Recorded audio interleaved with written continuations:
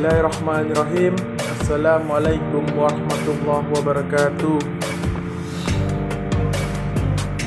Perkenalkan, nama saya Muhammad Rajali dari kelas Hukum Keluarga Islam 1B. Nomor induk mahasiswa saya 120120049. Di sini saya akan menjelaskan materi tentang hadis dhaif, pembagian hadis dhaif, pendapat ulama tentang boleh dan tidaknya hadis dhaif, contoh hadis dhaif yang boleh dan tidak boleh. Baiklah, pengertian hadis dhaif. Secara bahasa yang maksud dengan hadis dhaif adalah hadis yang lemah atau hadis yang tidak kuat. Adapun menurut istilah, yang dimaksud dengan hadis dhaif adalah hadis yang dalamnya tidak didapati syarat hadis sahih dan tidak pula didapati syarat hadis hasan. Para ulama yang lain mendefinisikan hadis dhaif itu ialah suatu hadis yang terputus sanadnya atau di antara perawinya ada yang cacat.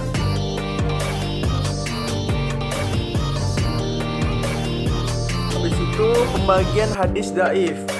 Yang pertama, mursal. Mursal itu hadis yang disebutkan oleh tabi'in langsung dari Rasulullah tanpa menyebutkan siapa sahabat yang memiliki atau mendengar langsung dari Rasul.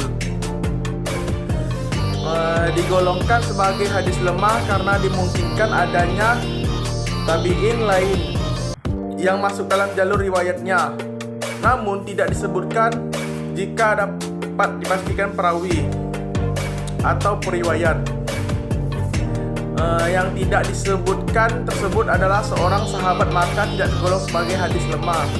Yang kedua itu mudhol, hadis yang dalamnya sanadnya ada dua orang rawi atau lebih yang tidak dicantumkan secara berurut.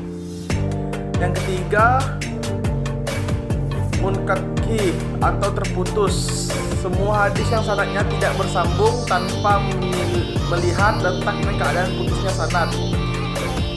Setiap hadis mudhal adalah munqati namun tidak sebaliknya. Yang keempat adanya mudallas, seseorang yang meriwayatkan dari rawi fulan sementara hadis tersebut tidak didengarkannya langsung dari rawi fulan tersebut, namun ia tutupi hal ini sehingga terkesan seolah ia mendengarkannya langsung dari rawi fulan. Hadis ini terdapat dua macam, yaitu menyembunyikan sanad dan menyembunyikan personal. Yang kelima itu adanya mu'an'an, hadis yang dalamnya sanadnya menggunakan lafaz fulan an fulan atau riwayat seseorang dari seseorang. Yang keempat itu adanya muttarib atau guncang, hadis yang diriwayatkan melalui banyak jalur dan sama-sama kuat masing-masingnya dengan lafal yang berlainan atau bertentangan serta tidak bisa diambil tengah. Adapun yang ketujuh itu ganjil, hadis yang menyelisih riwayat dari orang-orang yang terpercaya atau didefinisikan sebagai hadis yang hanya diriwayatkan melalui satu jalur namun perawinya tersebut kurang terpercaya jika ia bersendiri dalam meriwayatkan hadis. Yang kedelapan itu adanya munkar. Munkar itu hadis yang diriwayatkan oleh perawi kategori lemah yang menyelisihi periwayatan rawi-rawi yang siqah. Yang kesembilan itu adanya matruk. Matruk itu hadis yang dalamnya sanadnya ada perawi yang tertuduh berdusta. Yang 10 ada hadis palsu. Hadis palsu itu hadis atas nama Nabi. Di dalam rawinya itu yang diketahui sering melakukan kedustaan dan pemalsuan. Adapun yang ke-11 itu batil. Batil itu sejenis hadis palsu yang jelas-jelas menyelisihi prinsip-prinsip syariah. Yang ke-12 itu adanya mudrad. Mudrad itu perkataan yang diucapkan oleh selain Nabi yang ditulis bergandengan dengan hadis Nabi. Yang dimaksud itu sehingga dapat dikira sebagai bagian dari hadis. Umumnya berasal dari perawi hadisnya, baik baik itu sahabat ataupun yang di bawahnya, untuk menafsirkan, menjelaskan, dan melengkapi maksud kata tertentu dalam lafaz hadis. Selanjutnya, pendapat ulama tentang boleh dan tidaknya hadis dhaif. Pendapat yang pertama adalah pendapat menurut Imam Bukhari, Muslim, Yahya bin Ma'in itu mengatakan bahwa hadis dhaif tidak boleh diamalkan sama sekali, baik itu dalam persoalan akidah maupun dalam hukum fikih, seperti targhib wa tarhib maupun fathul amal. Sedangkan pendapat kedua menurut kebanyakan ahli fikih seperti Imam Abu Hanifah itu seperti Imam Syafi'i, Imam Malik, Imam Ahmad, dan mereka memperbolehkan mengamalkan dan memakai hadis dhaif secara mutlak jika tidak didapatkan hadis lain dalam permasalahan yang sama. Namun pendapat yang paling terkenal itu dalam hal ini adalah pendapat Imam Ahmad. Imam Ahmad mengatakan bahwa hadis dhaif yang bisa digunakan adalah hadis dhaif yang hasan, hadis yang tidak terlalu lemah menurutnya. Sebagian ulama berpendapat bahwa mengamalkan hadis dhaif dengan semua jenisnya, baik yang tidak terlalu lemah ataupun yang sangat lemah, adalah haram. Di antara hujah mereka adalah bahwa hadis sahih dan hasan sudah mencukupi untuk menjadi rujukan dalam semua permasalahan manusia, sehingga menjadi sesuatu yang sia-sia menggunakan hadis dhaif yang secara zahir bukan sabda Nabi. Ini adalah pendapat Imam Ibnu Hams, Ibnu Ma'in, Syekh Ahmad Shakir, dan Syekh Al-Albani. Sebagian ulama itu berpendapat bahwa hadis dhaif bisa dijadikan hujjah, terutama dalam masalah yang tidak ditemukan hadis sahih, karena menurutnya mereka hadis dhaif lebih baik daripada analogi dan pendapat manusia. Itu tuh adalah pendapat Imam Ahmad, Imam Abu Hanifah, Abu Dawud, Ibnu Mahdi, Ibnu Mubarak, dan lain-lain itu. Dan kalau kita melihat buku-buku fikih ulama terdahulu, maka akan kita dapati banyak dari mereka yang menggunakan hadis dhaif sebagai dalil, terutama dalam kondisi tersebut. Imam Ahmad berkata, hadis dhaif lebih aku sukai daripada pendapat manusia, karena kias tidak dipakai kecuali dalam kondisi tidak adanya nas dari Al-Quran atau hadis. Pendapat ketiga memberikan syarat dibolehkannya beramal dengan hadis dhaif sebagai berikut. Yang pertama itu hanya boleh diamalkan dalam masalah fadhail amal atau keutamaan amal-amal ibadah, bukan masalah akidah, ibadah, dan halal haramnya. Habis itu yang kedua atau B, hadis dhaif tersebut bukan kategori sangat lemah, maka hadis yang diriwayatkan oleh perawi berdusta atau yang tuduh berdusta atau yang selalu salah dalam meriwayatkan hadis tidak boleh diamalkan. Yang ketiga itu hadis tersebut berisi hukum yang sudah ditetapkan dengan dalil yang sahih. Yang keempat, ketika mengamalkan hadis tersebut tidak berkeyakinan bahwa ia adalah sabda Nabi Muhammad SAW.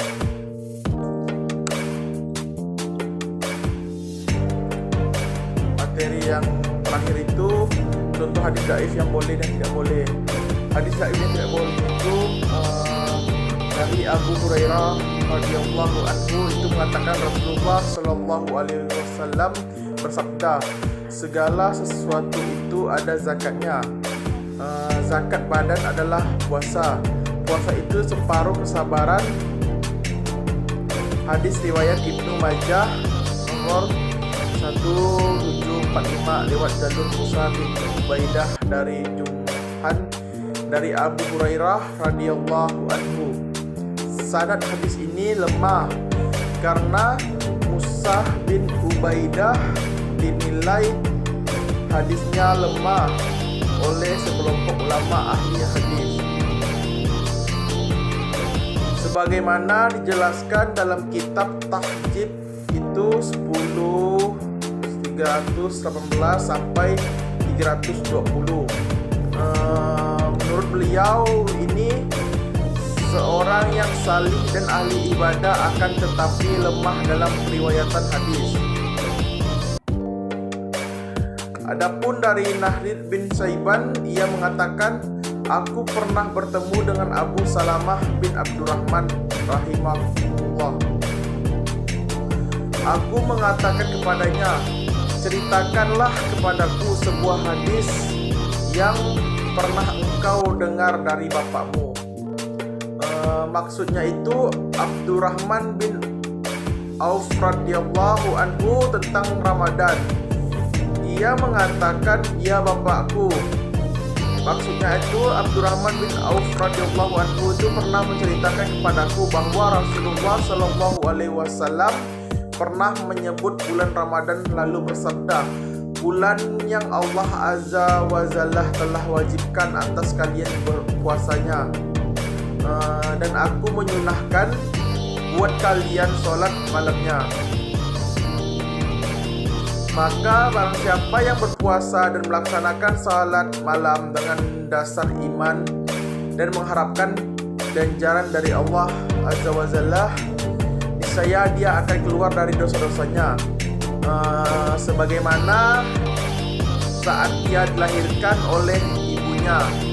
Itu terdapat hadis riwayat Ibnu Majah nomor 1328 dan Ibnu Khuzaimah nomor 2201 lewat jalur periwayatan Nahr bin Saiban. Sanad hadis ini lemah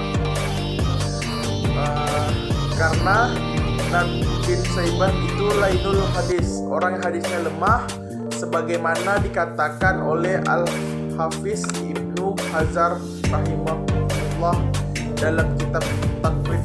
Beliau rahimahullah Ibnu Khuzaimah rahimahullah juga telah menilai hadis ini lemah, dan beliau rahimahullah mengatakan bahwa hadis yang sah adalah hadis yang diriwayatkan oleh Abu Hurairah radhiyallahu anhu. Adapun contoh hadis dhaif yang boleh itu sebagai ulama yang mencakupi fadhail amal, misalnya barang siapa membaca Al-Quran kemudian dia menghafalkannya dan menghalalkan apa yang dihalalkan Al-Quran serta mengharamkan apa yang diharamkan Al-Quran, niscaya dengannya Allah akan memasukkannya ke dalam surga dan dapat memberi syafaat kepada 10 keluarganya yang masuk neraka. Itu hadis riwayat Tirmizi nomor 2905. Gharib menurut Imam Tirmizi. Hadis itu menegaskan keutamaan seorang hafiz Al-Quran yang hidup berdasarkan Al-Quran, sehingga dia insya Allah masuk surga dan diberikan kesempatan menyelamatkan 10 orang anggota keluarganya yang divonis neraka. Walaupun hadis itu lemah, menjadi hafiz Al-Quran adalah suatu hal yang baik dan ditopang oleh hadis-hadis sahih maupun hadis lainnya, sehingga boleh saja mengutip hadis ini untuk menyemangati seseorang untuk menjadi penghafal Al-Quran. Berdasarkan pendapat dari sebagian besar para ulama hadis, dapat disimpulkan bahwa hadis-hadis dhaif dapat diamalkan dengan syarat-syarat berikut. Syarat yang pertama itu tidak menyangkut hal-hal haram. Syarat yang kedua itu tidak menyangkut hal akidah dan sifat-sifat Allah. Syarat ketiga itu bukan hadis yang lemah atau dhaif jiddan. Syarat yang keempat itu digunakan dalam masalah fadhail amal atau keutamaan amal-amal yang baik atau mengajarkan adab yang baik. Dan syarat yang terakhir itu syarat kelima, isi hadisnya sejalan atau tidak berkontradiksi dengan hadis-hadis hasan ataupun sahih, apalagi Al-Quran.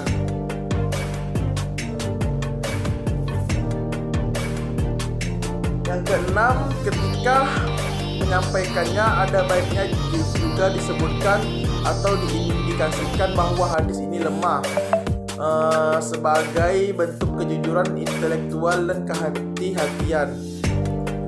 Sekian dari saya. Assalamualaikum warahmatullahi wabarakatuh.